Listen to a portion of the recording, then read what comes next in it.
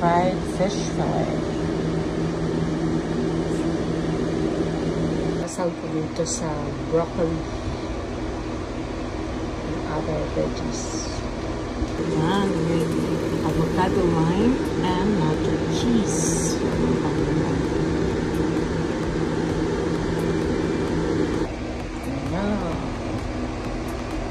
Lagyan ko na ng avocado lime.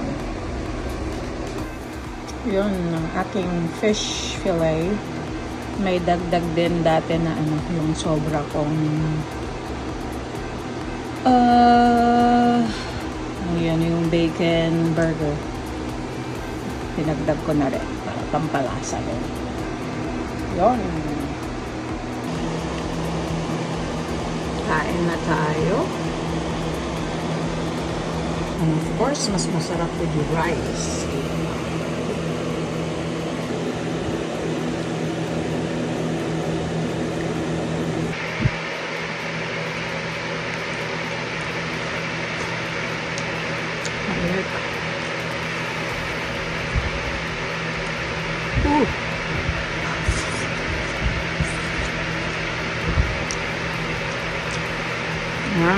Fish fillet is tutuloy ang naging dating. Instead na i-fry. Ayoko kasi i-fry eh.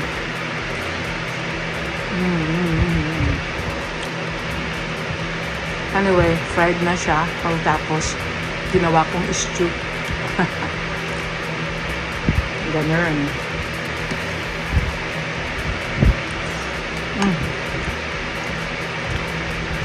Potato salad naman.